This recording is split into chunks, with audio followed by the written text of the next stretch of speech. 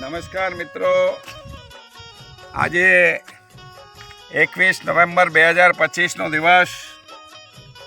આજે અહીં હીરા દાદા નંદુ પરિવારના જે કુળ દેવતા છે એમના ધામમાં, એમના દરબારમાં આવવાનું થયું. મારી સાથે મારા મિત્ર વાગડ વિકાસ સંઘના મારા સાથીદાર ભાઈ શ્રી રામજીભાઈ ભમ્મર અને મનજીભાઈ ભમ્મર છે. મનજીભાઈ આ તમામ સંકુલનું વિડીયો રેકોર્ડિંગ કરી રહ્યા છે. આજે આપણે હીરા દાદાના આ પવિત્ર સ્થાનમાં આવ્યા છીએ.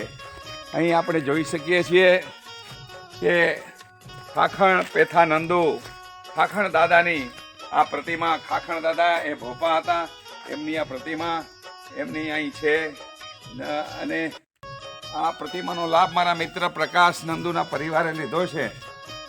આ જેટલું સુંદર મજાનું નૈસર્ગિક સ્થાન છે હીરા દાદાના આ ધામમાં. આ અગાઉ પ્રકાશ નંદુ તરફથી જ્યારે ધ્વજાનો પ્રસંગ હતો એ સમયે પ્રકાશ અને એમના તરફથી મને આમંત્રણ હતું અને ત્યારે આ સ્થાનમાં હું આવ્યો હતો. આજે ફરી એકવાર આ સ્થાનમાં આવવાનો મને મોકો મળ્યો છે. ખૂબ સુંદર મજાનું નૈસર્ગિકતાની સાથે કુદરતી વાતાવરણ વચ્ચે આ ધામ આવ્યું છે. આ ધામની અંદર સાક્ષાત હીરા દાદાના બેસણા છે. આપણે હીરા દાદા પાસે પ્રાર્થના કરીએ કે તેઓ સમગ્ર નંદુ પરિવારના પ્રસંગોમાં સુખ શાંતિ અને ઉત્સાહિત કરે, એમના જીવનને ખૂબ જ આનંદ મંગલમય બનાવે. દરેક હીરા દાદાને નમતા દરેક પરિવારના જીવનની અંદર હીરા દાદા સુખનું, સમૃદ્ધિનું, શાંતિનું વાતાવરણ સર્જે અને તમામ એમને નમનારા પરિવારો ખૂબ જ આનંદમય થાય. આજે જ્યારે આ હીરા દાદા પાસે એમની સાનિધ્યમાં બેઠા છીએ ત્યારે આ દાદાને પ્રાર્થના કરીએ કે હીરા દાદા માત્ર નંદુ પરિવારનો જ નહીં પરંતુ સમગ્ર માનવ સૃષ્ટિ ઉપર આપના આશીર્વાદ અવતરે. આપ જે ધરતીમાં બેઠા છો આ ધરતીની બાજુમાં અહીંથી 2 કિલોમીટર દૂર અમારી કંદકોટની મુંદ્રા પાંજરાપોળ ગૌશાળા ટ્રસ્ટની અમારી વિરાટ જગ્યા આવેલી છે. એ જગ્યાની અંદર વાગડ વિકાસ સંઘના માધ્યમથી શ્રી રામકૃષ્ણ મહાવીર ગૌશાળાનું ત્યાં નિર્માણ થઈ રહ્યું છે અને ગૌશાળાની અંદર આજની તારીખમાં 350 જેટલી ગૌ માતાઓ આશરો લઈ રહી છે. બોલો શ્રી હીરા દાદા કી જય, નંદુ પરિવાર કી જય. આ હીરા દાદાના આ વિરાટ સંકુલની અંદર તમે જોઈ શકો છો ચારે બાજુ કુદરતી વાતાવરણ છે. અહીંયા સુંદર મજાના આ લીમડાઓ વાવેલા છે, ઝાડો પણ છે.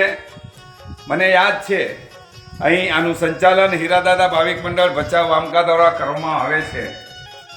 અહીં જ્યારે નાનજી ખાખડ પેથા નંદુ એમના તરફથી ધ્વજારોહણનો પ્રસંગ હતો અને ત્યારે મારે આવવાનું થયું હતું. ભાઈ શ્રી પ્રકાશ અને ચિંતનના આમંત્રણને માન આપીને હું આવ્યો હતો અને એમના તરફથી અહીં હવન પણ હતું અને જે પ્રસન્નતા ત્યારે અનુભવી, ત્યારબાદ આજે ફરી એકવાર અહીં આવવાનો મને મોકો મળ્યો છે.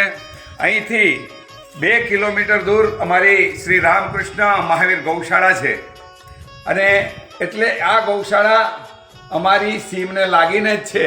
ત્યારે મારે હીરા દાદાને પ્રાર્થના કરવી છે કે અમારી ગૌશાળાને તમે આશીર્વાદ આપજો. જે પ્રકારે અમારો સંકલ્પ છે સમગ્ર વાગડના રખડિયાત ગૌવંશને 1 લાખ જેટલા ગૌવંશને એ વિરાટ વેડીમાં સાચવી લેવાનું, જતન, સંવર્ધન અને સંરક્ષણ કરવાનો આ સંકલ્પમાં બળ પૂરું પાડજો દાદા.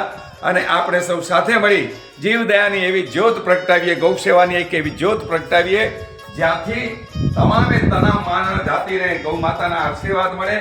ખૂબ ખૂબ અભિનંદન. આજે જે પ્રકારે અહીં આપણે જુઓ બેન્ચીસ બધા લાગેલા છે, સરસ મજાના બેન્ચીસ લાગ્યા છે બેસવા માટે. જ્યારે પણ નંદુ પરિવારના લોકો અહીં આવતા હશે ત્યારે ખૂબ પ્રસન્નતા સાથે અહીં તેઓ પોતાની જીવનનો આનંદ માણતા હશે. વારે ઘડીએ આવવાનું મન થાય એવું આ સ્થાનમાં અહીં આપ જોઈ શકો છો એક તકતી લાગી છે.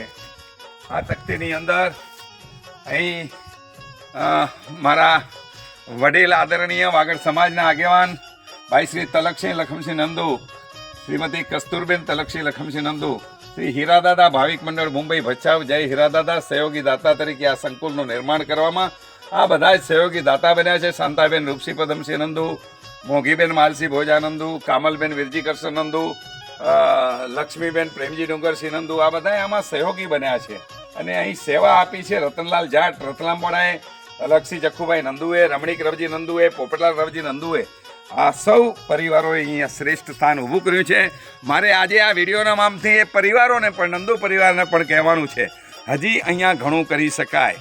તમારે હજુ જાગૃતપણે આ સ્થળને 12 માસી જાગૃત બનાવવા માટેનું અહીં તમે કરો તો આ જગ્યા એક નયનરમ્ય બને.